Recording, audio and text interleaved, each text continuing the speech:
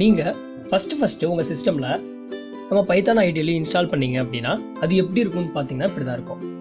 White கலரில் பேக்ரவுண்ட்லையும் அப்புறம் வந்து டெக்ஸ்ட் வந்து இந்த மாதிரி பிளாக் கலர்லையும் இருக்கும். அப்புறம் உள்ளே இருக்கிற நம்ம டைப் பண்ணக்கூடிய கண்டென்ட்லாம் எப்படி இருக்கும் அப்படின்னு பார்த்தீங்கன்னா ஸ்ட்ரிங்ஸ்லாம் இந்த கலர்லையும், அப்புறம் பில்டின்னான வேர்ட்ஸ் கீவேர்ட்ஸ் இதெல்லாம் ஒரு மாதிரியான கலர்லையும், அப்புறம் நம்ம இந்த டிஃபைனு அது மாதிரி ஆரஞ்சு கலரில் இருக்குது இந்த டிஃபைனு. ஓகே, இது மாதிரி ஒவ்வொன்றும் ஒவ்வொரு கலரில் இருக்கும்.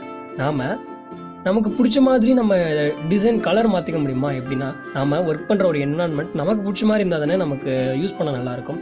ஸோ முக்கியமான விஷயமே அப்படி தாங்க. நம்ம இருக்கிற இடம் வந்து நல்லா இருந்துச்சு, நமக்கு பிடிக்கிற மாதிரி இருந்துச்சு அப்படின்னா நம்ம மைண்டுக்கு நல்லாயிருக்கும். ஸோ நம்மளால் வந்து இன்னும் கொஞ்சம் நேரம் அங்கே வந்து ஒர்க் பண்ண முடியும். அந்த கான்செப்ட் படி தான் இப்போ நம்ம ஐடியாலேயே எப்படி கஸ்டமைஸ் பண்ணுறது அப்படின்னு பார்க்கலாம். எனக்கு வந்து இந்த ஒயிட் தீம் பிடிக்காது, நான் நைட் ரொம்ப நேரம் ஒர்க் பண்ணுறேன் அப்படின்னா எனக்கு இந்த லைட் தீம், அதாவது இந்த ஒயிட் கலரில் இருக்கிற தீம் வந்து எனக்கு பிடிக்காது, நான் டார்க் தீம் வைக்கணும் அப்படின்னா அதை எப்படி வைக்கிறது அப்படிங்கிறத தான் பார்க்க போகிறோம். ஓகே, அதுக்கு நம்ம என்ன பண்ணோம் அப்படின்னு பார்த்தீங்கன்னா ரொம்ப பெரிய விஷயம்லாம் இல்லைங்க. ஆப்ஷன்ஸ், கன்ஃபிகர் ஐடியலி அதில் போயிட்டு இதில் பார்த்தீங்கன்னு வச்சுக்கோங்களேன், இங்கே வந்து நம்ம ஃபாண்ட்டு வந்து வேணால் மாற்றிக்கலாம். இப்போ நான் இந்த ஃபாண்ட்டை மாற்றிட்டு அப்ளை கொடுக்குறேன் அப்படின்னா இந்த ஃபாண்ட் வந்து வேறு மாதிரி மாறிடும். ஃபாண்ட்டோட சைஸ் வந்து இங்கே இன்க்ரீஸ் பண்ணிக்கலாம். 40 வைக்க நான் ஒரு 18 வைக்கிறேன். 18 வச்சு அப்ளை கொடுத்தேன்னு பார்த்தீங்கன்னா அதோட சைஸ் வந்து இன்க்ரீஸ் ஆகும். இப்போ 22 வச்சுட்டு இதை அப்ளை பண்ணோம் அப்படின்னா பார்த்தீங்கன்னா அதோட சைஸ் வந்து இன்க்ரீஸ் ஆகிட்டே போகும். சரிங்களா? நான் இந்த முன்னாடி மாதிரியே சின்னதாக வச்சிடுறேன்.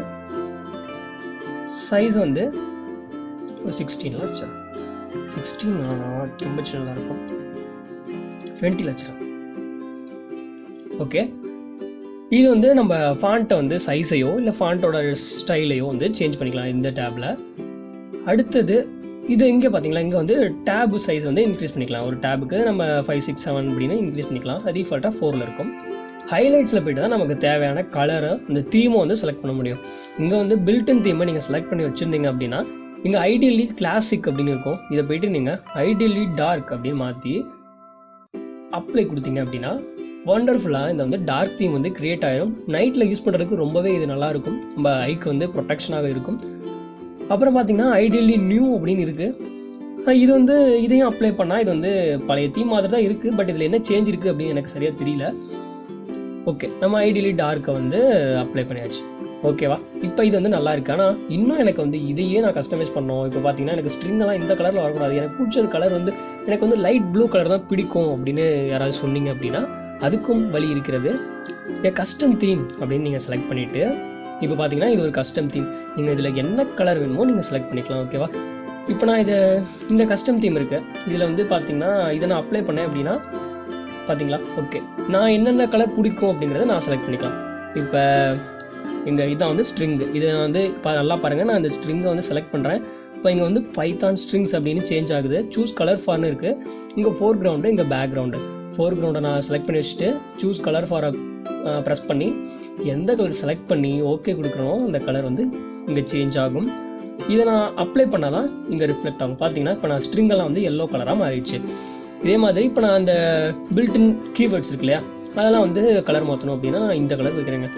இந்த கலருக்கு வச்சுட்டு ஓகே கொடுத்தேன் அப்படின்னா இதெல்லாம் பார்த்தீங்கன்னா இந்த இன்ட் அப்படிங்கிறதெல்லாம் அந்த ப்ளூ கலராக மாறிடுச்சு.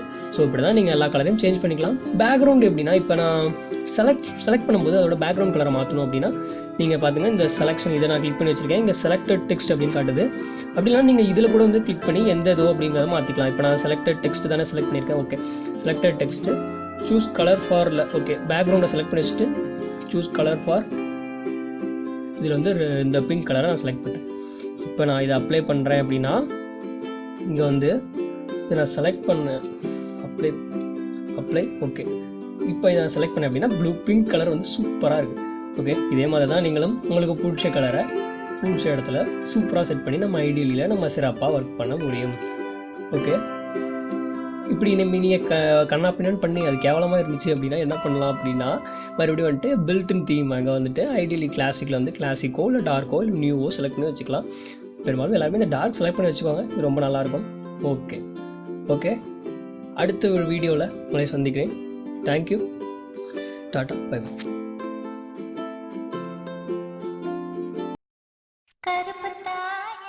பிடிச்ச கலரு அவன் கண்ணு ரெண்டு என்ன மயக்கம் 1000 வாட்ஸ் பவரு கருப்பத்தா கலரு